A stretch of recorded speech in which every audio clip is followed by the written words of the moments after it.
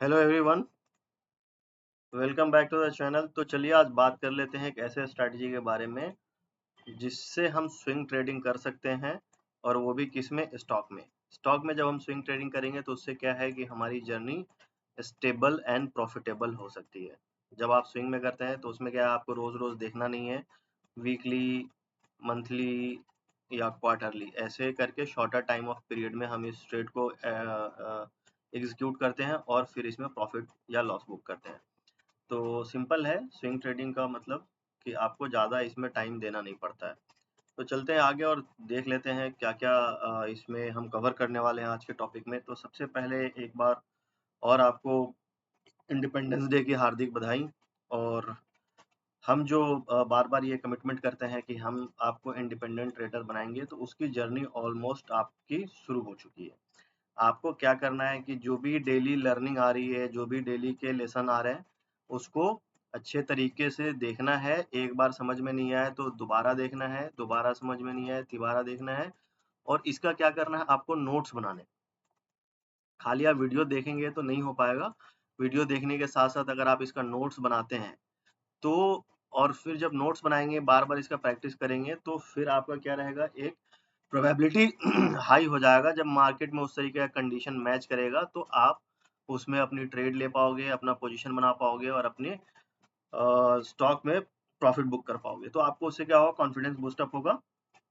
तो let's learn and be independent trader, ये हमारा पंच लाइन है। क्योंकि मैं डे वन से, जब से चैनल शुरू किया हूँ, मेरा सिंपल मिशन है कि आपको इंडिपेंडेंट ट्रेडर बनाना और आपको फाइनेंशियल फ्रीडम के रास्ते पे लेके जाना। ठीक है जी। अभी लास्ट वाले वीडियो में भी हमने डिस्कस किया था कि स्टॉक मार्केट में आने का क्या मतलब है। उसके लिए अपना गोल सेट करना है। गोल किसी भी चीज़ का हो सकता है, रिटायरमेंट का हो सकता है, घर का हो सकता है, गाड़ी का हो सकता है। तो इस तरीके से आपके पास अगर कोई गोल रहेगा तो आप उस जर्नी पे निकल जाओगे और फिर मेहनत करोगे, और फिर end of the month, end of the year आप क्या होगे, एक प्रॉफिटेबल ट्रेडर बनोगे, जिससे आपको भी कॉन्फिडेंस आएगा और आप अपने फैमिली में हैप्पीनेस लेके आ पाओगे। तो चलते हैं आगे और देखते हैं कि आज हम क्या क्या कवर करने वाले हैं।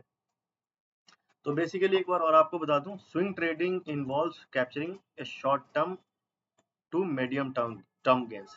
मैंने आपको पहले ही बताया कि जो स्विंग ट्रेडिंग है उसमें हम बहुत ही शॉर्टर टाइम पीरियड में, वीकली हो सकता है, मंथली हो सकता है, क्वार्टरली हो सकता है, 6 महीने तक हो सकता है, इस तरीके से हम किसी भी स्टॉक में पोजीशन बनाते हैं और फिर उसमें हम अपने रिस्क टू रिवॉर्ड के बेसिस पे उसमें हम पोजीशन बुक करते हैं। तो ये हो गया हमारा बेसिक हेडिंग। और आगे बढ़ते हैं, इसमें हम क्या-क्या कर सकते हैं जिसके बेसिस पे हम एक स्विंग ट्रेड में प्रॉफिटेबल रहें और उसको आइडेंटिफाई करें और उसमें हम ट्रेड ले पाएँ, जिसके बेसिस पे हमारा स्टॉक में जो पोजीशन है वो गलत नहीं हो और उसमें हमारा प्रॉफिट ही रहे। उसके लिए कुछ चीज़ों पे ध्यान देना है। तो सबसे पहले जो ध्यान देने वाली बात है वो ट्रेंड आइडेंटिफिकेशन है। किसी भी स्टॉक में अगर आप पोजीशन बनाते हैं तो उसका ट्रेंड आइडेंटिफाई करना बहुत ज़रूरी है।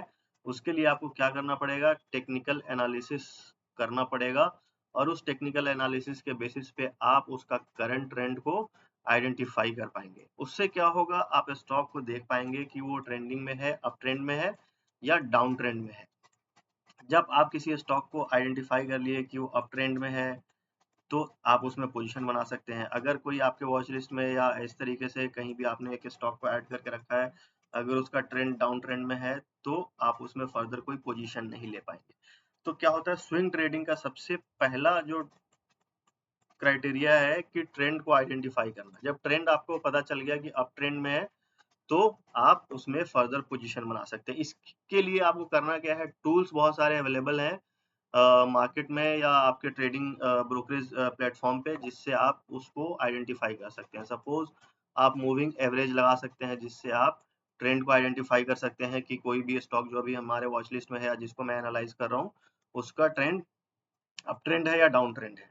ठीक है जी। तो मूविंग एवरेज के थ्रू कर सकते हैं, जो इंडिकेटर में लगता है मैं आपको दिखा दूंगा, या फिर किसी ट्रेंड लाइन का आप ट्रेंड लाइन बना करके, जैसे मान लिया इस तरीके से प्राइस चल रहा है तो उसमें एक ट्रेंड लाइन आप ड्रॉ करके भी उस ट्रेंड का ट्रेंड को आइडेंटिफाई कर सकते हैं कि फर्दर जो सपोज ये प्राइस इस तरीके से चल रहा है, आपने इसके नीचे एक ट्रेंड लाइन डाल दिया, तो अभी क्या दिख रहा है, बुलिश ही है। आप इसको और आगे कर दिया, अब क्या हुआ, धीरे धीरे स्टॉक इसके नीचे इस तरीके से आ गई। तो जब इस ट्रेंड लाइन का ब्रेकआउट हो गया तो आपको समझ में आ जाना चाहिए कि ये हमारा अब बुलिश ट्रेंड नहीं रहा अभी शॉर्टर टाइम पीरियड के लिए। इस तरीके से एक और ट्रेंड लाइन मार्क करेंगे तो इसमें क्या पता चलेगा कि अभी बेरिश हो चुका है। फिर जब इसका ब्रेकआउट होगा, फिर इस तरीके से स्टॉक चलेगा, तो फिर हम इसके नीचे एक ट्रेंड लाइन ड्रॉ करेंगे। उससे हमें पता चलेगा कि अभी ये क्या है, बुलिश है। तो इस तरीके से आप मूविंग एवरेज ट्रेंड लाइन से आप पता कर सकते हैं। साथ ही साथ आप आरएसआई रिलेटिव स्ट्रेंथ इंडेक्स, इससे भी आप पता कर सकते हैं कि उस स्टॉक में अप ट्रेंड चल रहा है या डाउन ट्रेंड चल रहा है। आरएसआई सिंपल क्या होता है, आरएसआई में हमारा एक अपर बैंड होता है, एक लोअर बैंड होता है और एक मिडिल बैंड भी आप उसमें सेट कर सकते हैं। इस तरीके का ऑप्शन होता है। तो इसमें क्या है, बेसिकली जब आपका आरएसआई इस तरीके से अप ट्रेंड में है और मिडिल बैंड के ऊपर ट्रेड कर रहा है। अब उसमें क्राइटेरिया है, इसमें 100 से लेके 0 तक का लाइन होता है। इसमें आप अपर बैंड को किस लेवल पे सेट कर रखा है। बेसिकली अगर 50 मूविंग एवरेज के ऊपर अगर कोई स्टॉक ट्रेड कर रहा है अपने डेली टाइम फ्रेम पे, तो वो स्टॉक बुलिश माना जाता है जनरली। आप जाके टेस्ट कर सकते हैं, कोई भी स्टॉक, सपोज ये स्टॉक का प्राइस है ऐसे-ऐसे नीचे गिर रहा है और इस लाइन को मैं और आगे एक्सटेंड कर देता हूँ। और आरएसआई भी धीरे-धीरे ऐसे नीचे आ रहा है। तो क्या है, अभी शॉर्टर टाइम पीरियड में स्टॉक बेरिश है। क्यों? क्योंकि आरएसआई नीचे 50 के नीचे चल रहा है और फिर प्राइस में जब धीरे-धीरे इस तरीके से मोमेंटम होना शुरू होता है और आरएसआई भी धीरे-धीरे अपनी डायरेक्शन चेंज करके 50 के ऊपर चली जाती है या 40 के ऊपर चली जाती है, आप अपने कंफर्ट के हिसाब से मिडिल बैंड को डिज़ाइन कर सकते हैं। तो उससे क्या है, आपको पता चल जाएगा कि स्टॉक बुलिश है या बेरिश है। तो इस तरीके से ट्रेंड को आइडेंटिफाई कर सकते हैं। आरएसआई का नॉर्मल सेटिंग बता देता हूँ, जो अपर बैंड है, उसमें आप 70 या 80 का लिमिट सेट कर सकते हैं। उसमें उसको हम क्या बोलेंगे, ओवरसोल्ड। इसका भी क्राइटेरिया मैं अभी आपको एक्सप्लेन कर ही देता हूँ अगर आप वीडियो में बने हैं तो। और मिडिल बैंड सपोज हमने ले लिया 50 का और लोअर बैंड ले लिया हमने 30 का। तो इसका मतलब क्या है? अभी आपको मैं इसको एक्सप्लेन कर देता हूँ। अगर कोई भी आरएसआई नीचे बिलो 30 के नीचे अगर चल रही है डेली टाइम फ्रेम पे, तो उस स्टॉक को हम क्या बोलेंगे, बेयरिश। आप पहले इसको नोट कर लीजिए, ये किस कैटेगरी में आएगा, बेयरिश कैटेगरी में आएगा। इसमें हम कोई भी ट्रेड नहीं एग्जीक्यूट करेंगे। जब आरएसआई हमारा यहाँ से मूव करने के बाद जब हमारा 50 के ऊपर आ जाएगा तो फिर क्या कंडीशन हो जाएगा, ये बुलिश कैटेगरी में आ जाएगा और इसमें ट्रेड कर सकते हैं। और तीसरी कैटेगरी है, अगर इसके ऊपर भी ये मूव करते करते 80 के ऊपर चला जाए तो फिर ये क्या हो जाता है, ओवर सोल्ड हो जाता है।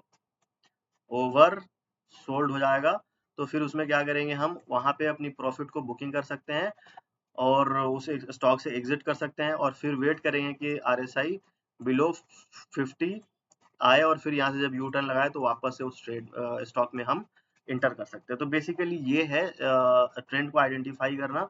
मैं चार्ट में भी आपको दिखाऊंगा कि किस तरीके से आरएसआई को बेसिकली यूज करना है। मेरे चैनल का नाम भी है इन्वेस्टोपीडिया आरएसआई। अगर आपने देखा होगा तो मेरे चैनल का नाम है इन्वेस्टोपीडिया आरएसआई।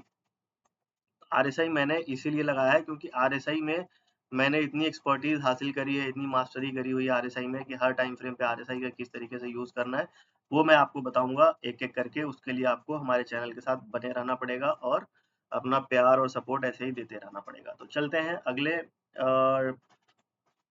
स्लाइड की तरफ, जिसमें हम देखेंगे कि हम और क्या कर सकते हैं स्विंग ट्रेडिंग के लिए।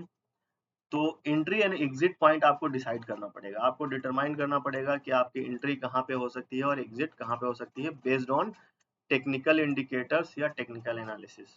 इससे आपका होगा क्या कि जब भी प्राइस में चेंज होगा, बिहेवियर में चेंज होगा, तो क्या करेंगे आप अपने क्राइटेरिया के बेसिस पे एग्जिट और एंट्री कर पाएंगे। उससे आपको लॉस होने के चांसेस कम हो जाते हैं और आप प्रॉफिट में ही रहेंगे। सपोज अब एग्जांपल इसका भी दिखा देता हूँ। कोई स्टॉक है नीचे की तरफ इस तरीके से जा रहा है, आपने क्या यूज करा हुआ है, ट्रेंड लाइन का यूज करा हुआ है या मूविंग एवरेज आपने इसके ऊपर ऐसे लगाया हुआ है।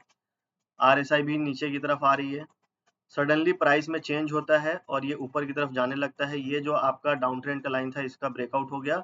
अब फर्दर ये आपने एक इस तरीके से ट्रेंड लाइन लगा दिया और इस पे अब क्या है, प्राइस चलना शुरू कर दिया है और नीचे भी आरएसआई धीरे धीरे इस तरीके से अप ट्रेंड में आ चुका है। तो अब क्या है आपका एंट्री पॉइंट, आप ये देखेंगे जब इस लाइन का ब्रेकआउट हो गया और आरएसआई में भी स्ट्रेंथ दिख रहा है तो आप यहाँ कहीं पे या सपोज यहाँ कहीं पे या इस तरीके से कहीं पे जो कोई रेंज ब्रेकआउट हो रहा हो या कोई रिसेंट कोई स्विंग है उसका ब्रेकआउट हो रहा हो, उसके ब्रेकआउट पे आप एंट्री प्लान कर सकते हैं। और फर्दर एग्जिट कब करना है, आपने ये ट्रेंड लाइन ड्रॉ किया हुआ है, स्टॉक जब तक इसके ऊपर ऊपर चल रहा है आप इसमें रहेंगे, जब इसका ब्रेकआउट होगा नीचे की तरफ और फिर स्टॉक नीचे चलना शुरू करेगा तो आप इस पोजीशन पे एग्जिट कर सकते हैं। तब तक आरएसआई भी आपका ओवरसोल्ड में या ओवरसोल्ड टेरिटरी में आ चुका होगा। तो इस तरीके से आपको एंट्री एग्जिट प्लान करना है, जिससे क्या है आपके स्विंग ट्रेडिंग में लॉसेस होने के चांसेस कम रहेंगे। और सीख लेते हैं सपोर्ट एंड रेसिस्टेंस के बेसिस पे भी आप अपना स्टॉक को आइडेंटिफाई कर सकते हैं और उसके बेसिस पे इंटर कर सकते हैं और एग्जिट भी कर सकते हैं। आपको करना क्या है, सपोज सपोर्ट और रेसिस्टेंस ड्रॉ करना आपको आ चुका होगा अगर आप मेरे चैनल पे हैं। अगर नहीं समझ में आया तो अगर आप मुझे मैसेज करेंगे कि सपोर्ट और रेसिस्टेंस पे एक वीडियो बनाइए तो मैं उसमें आपको डेडिकेटेड वीडियो बना के दिखा सकता हूँ। तो बेसिकली अब इसमें सपोर्ट कैसे आइडेंटिफाई करना है, सपोज स्टॉक ऐसे अप ट्रेंड में है, इसमें सडन थोड़ा सा फॉल आया और सम टाइम ये जैसे होवर कर रहा है, होवर करने के बाद जब इसमें ब्रेकआउट होगा तो ये लेवल हमारा क्या होगा, सपोर्ट होगा। और रिसेंट स्विंग का जब ब्रेकआउट होगा तो हम इसमें क्या करेंगे, एंट्री प्लान करेंगे। और सपोज ये हमारा क्योंकि यहाँ से रिजेक्शन आया है तो ये हमारा क्या है, रेसिस्टेंस है। तो जब हमारा स्टॉक इसके आसपास पहुंचेगा और इसका जब ब्रेकआउट होगा तो हम बैठे रहेंगे, अदरवाइज जब यहाँ से रिवर्सल प्लान होगा, रिवर्सल होता हुआ दिखेगा आपको स्टॉक में, तो आप यहाँ से एग्जिट कर सकते हैं। सपोज मैं थोड़ा बड़ा करके दिखा देता हूँ, इस तरीके से है कोई स्टॉक, इसमें फर्दर कोई डिप आया और जब इस तरीके से चलने लग गया तो हमने यहाँ कहीं इस ट्रेंड लाइन के ब्रेकआउट पे और रिसेंट स्विंग के बेसिस पे हमने क्या किया, एंट्री बनाया और फर्दर ये हमारा क्या है, रेसिस्टेंस है। तो यहाँ पे जब स्टॉक आएगा तो हम यहाँ पे या तो प्रॉफिट बुक करेंगे या हाफ क्वांटिटी बुक करेंगे और वेट करेंगे इसके ऊपर जाने का। अगर ऊपर चला गया तो फिर हम और ट्रेल करते हुए जाएंगे, लोएस्ट हर स्विंग पे ट्रेल करते हुए जाएंगे इस तरीके से। अदरवाइज जब यहाँ से अगर रिवर्सल आएगा तो फिर हम ऐसे ही जो हम स्विंग पे ट्रेलिंग करते हुए जा रहे हैं उसके नीचे जैसे ही आता है तो हम यहाँ पे एग्जिट कर सकते हैं। तो आप इस तरीके से, ये प्रॉफिट जोन है आपका, आप देखिए। तो इस तरीके से आपको प्लान करना पड़ता है। अगर आप कोई भी बुलिश ट्रेड में इंटर ले रहे हैं तो आपको पता होना चाहिए कि उसका सपोर्ट लेवल कहाँ पे है और रेसिस्टेंस कहाँ पे है। तो वो अब आपको अपने चार्ट पे क्या करना पड़ेगा, मार्क करके रखना पड़ेगा, जिससे आपको आसानी होगी। अगले स्लाइड की तरफ चलते हैं और देखते हैं कि क्या इसमें हम और सीखने को मिल सकता है। रिस्क मैनेजमेंट, ये बहुत इंपॉर्टेंट पॉइंट है किसी भी स्विंग ट्रेडिंग में। अगर सपोज स्टॉक यहाँ से ऊपर जा रहा है, नीचे आया, ये जब होवर किया हमने एंट्री बनाई, फिर ऊपर जा रहा है, अब हमें कहाँ तक वेट करना है। एक तो हमारा जो रिसेंट स्विंग है, जो रेसिस्टेंस है, वहां तक हम वेट करेंगे, या फिर अगर सपोज इसके ब्रेकआउट पे हमने स्टॉक की एंट्री बनाई थी और ये हमारा नीचे का सपोर्ट है और ये हमारा एसएल है, क्या है, ये हमारा एसएल पॉइंट है, ये हमारा एंट्री पॉइंट है। तो अब इसमें देखेंगे कि इन दोनों में कितना गैप है। सपोज ये 10 पॉइंट का गैप है तो हम 1:3 अगर रखते हैं या 1:2 रखते हैं या 3 रखते हैं, 4 रखते हैं, तो उसके बेसिस पे अगर आपका 10 पॉइंट का एसएल है तो आपको 20 पॉइंट पे निकल जाना चाहिए, 30 पॉइंट पे निकल जाना चाहिए या 40 पॉइंट पे आपको निकल जाना चाहिए।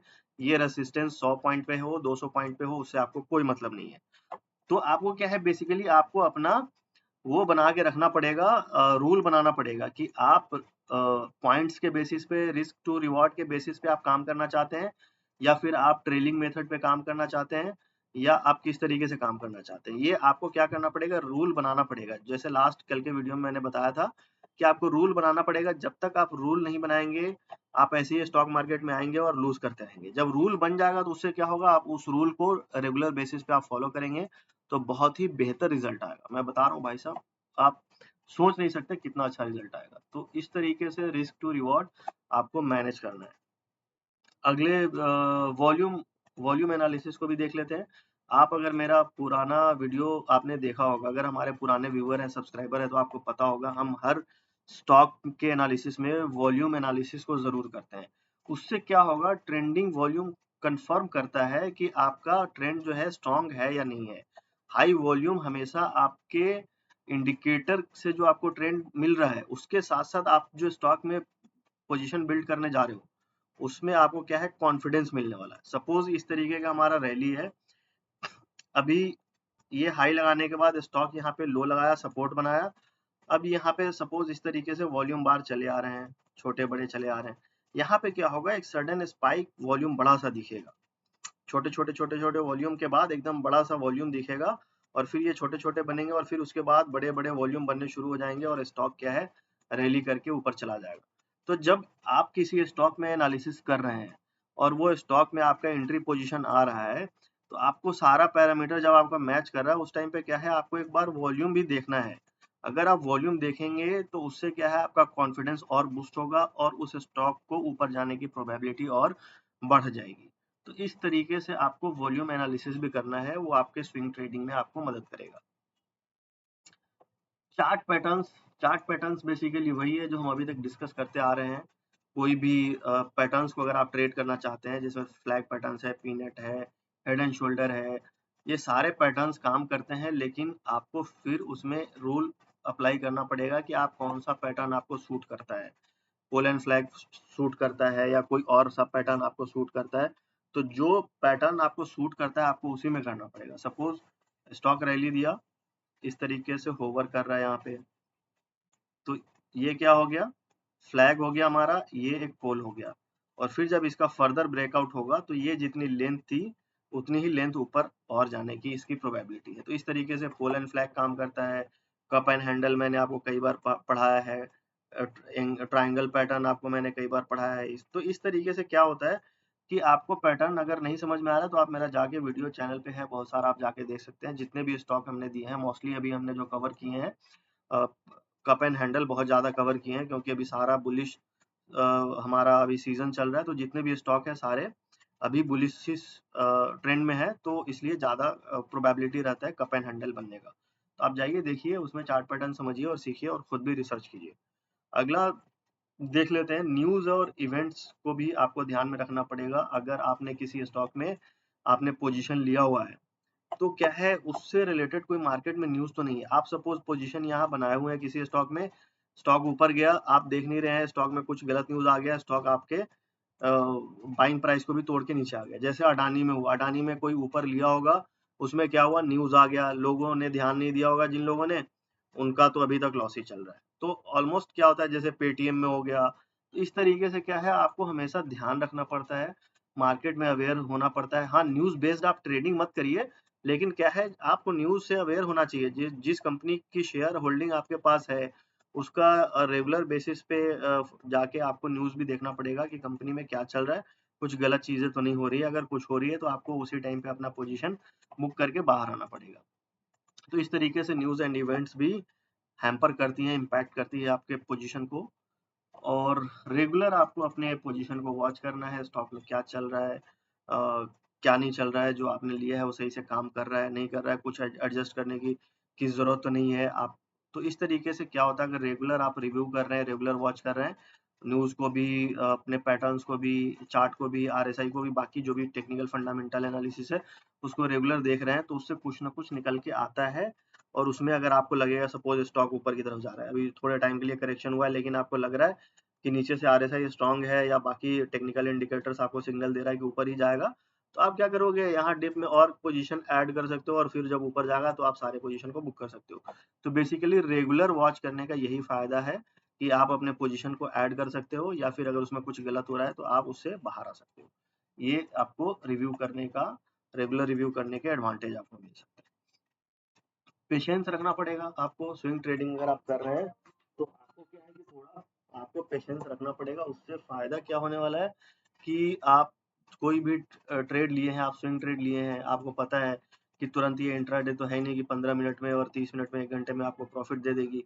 तो उससे फायदा क्या होने वाला है कि आप एक, सपोज सपोज यहाँ पे आपने लिया और छोटी सी एक इसमें गिरावट आ गई, तो आप पैनिक नहीं करोगे, आपको पेशेंस रखना पड़ेगा। क्यों, आपने रिस्क रिवॉर्ड मैनेज करा हुआ है, आप यहाँ लिए हो तो आपका एसएल हिट तो नहीं हुआ, थोड़ा बहुत गिर सकता है मार्केट, फिर ऊपर जा सकता है, इस तरीके से चलता रहता है। तो इसमें पैनिक नहीं करना है, आपको पेशेंस रखना पड़ेगा, तभी स्टॉक मार्केट आपको पैसा देगा। जो लोग पेशेंस नहीं रखते हैं वो जाते हैं ऑप्शन में, और वहां पे उनकी कुटाई होती है अच्छे से, और फिर वो बाहर चले जाते हैं, स्टॉक मार्केट को ही छोड़ के अलविदा कर देते हैं।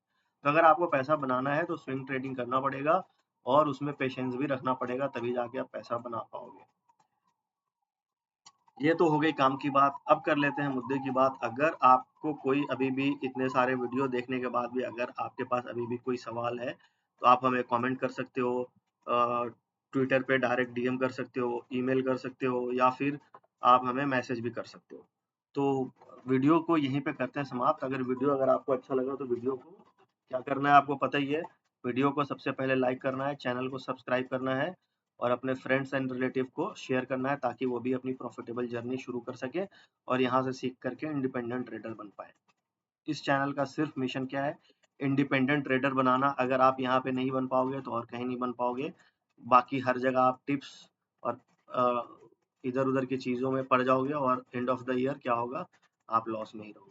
तो अगर आपको प्रॉफिटेबल जर्नी शुरू करनी है तो हमारे साथ जुड़ना पड़ेगा, और जुड़ने के लिए कुछ नहीं करना है, चैनल को सब्सक्राइब करना है और अपने दोस्तों के साथ शेयर करना है। Thank you. अगर वीडियो अच्छा लगा तो लाइक, सब्सक्राइब एंड शेयर।